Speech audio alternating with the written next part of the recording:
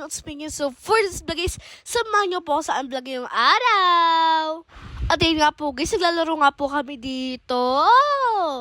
Nandito nga po pala kami sa mall. Kasama po namin si ate. At yun nga po guys, naglalaro nga po ako dyan ng claw machine. Ang makukuha nga po dito ay ticket.